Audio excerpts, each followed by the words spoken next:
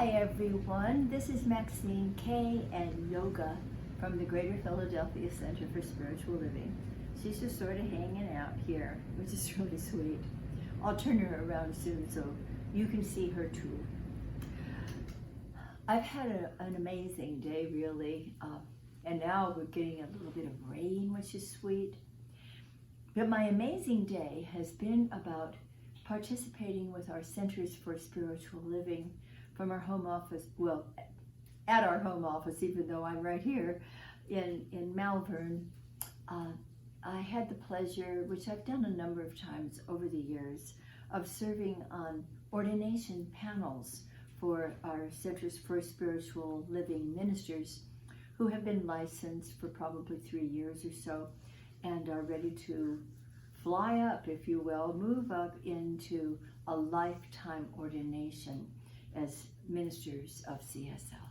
And it's such a privilege and such a delight to be talking with these people, to be working with the panelists. And we began this morning with all of the panelists and all of the panelees on a Zoom call. So we had a pray-in, first of all. And our spiritual leader, Dr. Edward Villun, was on that call as well, just smiling like a Buddha, as he always does. His center is in Santa Rosa, California.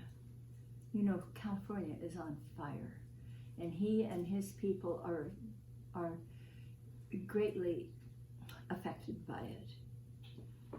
And so I asked him before we started how he's doing and how are things in Santa Rosa.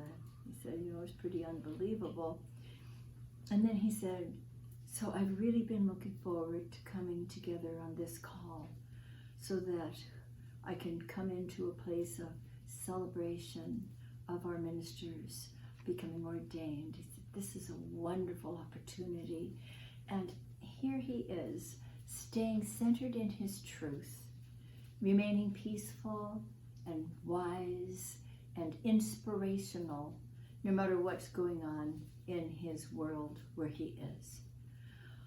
We can take so many lessons from beloved people like this, who face what's needed to be faced in our world, and there's a lot going on right now, and still maintain that centeredness, still be aware of our unity, and that's in the midst of all the diversity. Now, it's not hard for us as religious scientists to remain with a sense of oneness in diversity. What becomes challenging is when the diversity is more than that, and it's divisiveness. And as we know, there's been far too much of that. We have to come back to the oneness. We have to come back to opening our hearts to each other, to be curious about what another person's experience is really like, rather than judging so quickly. Opening our hearts to each other, opening our hearts to the divine so that we can stay centered, so that we can follow the modeling of our beloved Dr. Edward and remain peaceful and connect heart to heart with our beloveds, no matter what else is going on in the world. So what a beautiful lesson it has been. And of course, we did beautifully. The panelists all did beautifully, panelees. Everyone just is so centered in their truth. Everyone has been studying and ministering for a few years now before stepping up to this new status of lifetime minister. And in the middle of it all, no matter what is going on in our world, with COVID, with divisiveness, with fires and floods and all of it, and we must reverse that, and we are the people that can do that because we're moving into a new paradigm and letting the other one move away. But in the midst of all of that, we as students and practitioners, every time we practice the science of mind, we are all practitioners. Every time we do, we are becoming stronger within ourselves and with each other. We have to be helping each other through these times, right?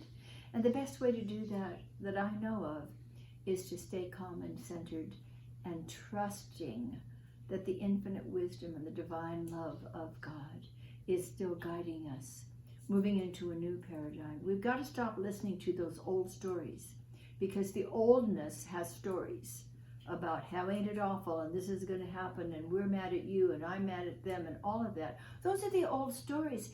Every time we turn on a station, a news station, we're going to hear those old stories. We're creating a new paradigm. We're not really creating it, we're moving into it, because the divine mind has already been bringing it forward for us. All of the old structures have to change. And so the old stories have to stop being told. When we hear them being told, and we'll probably hear some more of them being told tonight, while we hear the old stories being told, let's just smile. Let our heart smile a bit and go, those are the old stories. These are the new ones. And we remain peaceful and powerful within ourselves as we vision very clearly and very powerfully a world that works for all, a world of peace, a world of justice, a world of health and well-being and prosperity for all, and above all, harmony and unity. It's emerging. Let us all rise up to it. I'm a little bit excited about the new world that we are entering into, and I'm inviting you to continue to work with all of us to bring forward the new paradigm of wholeness. New stories. Let's stick with the news, not the news stories. Those are old stories. But let's you and I stick with the new story of what is possible. Thanks for being with us today. I invite you to join in to our love note tomorrow, which Reverend Mike will be sending you. And then, of course, on Sunday morning, we have our live stream. That will be so delightful to join with each other, 10:30 Sunday morning, so that you can simply go to the website, which is cslphilly.org, and there you will find a way to get introduced into the rooms of our live streaming at 10:30 on Sunday. And you'll also have an opportunity to look to see what else is going on in our beloved community. There's lots. And you can also look at other live streams that are archived on the website, as well as love notes from Reverend Mike and me. And yoga, of course. She's usually a part of it, isn't she? And she's now always a part of the Sunday morning. We love that. She's a very important part of our family, our spiritual community. And on that website, there's also an opportunity to make a contribution to keep this center alive and well. We love you. We delight in being with you, and we'll be with you again very soon. Bye.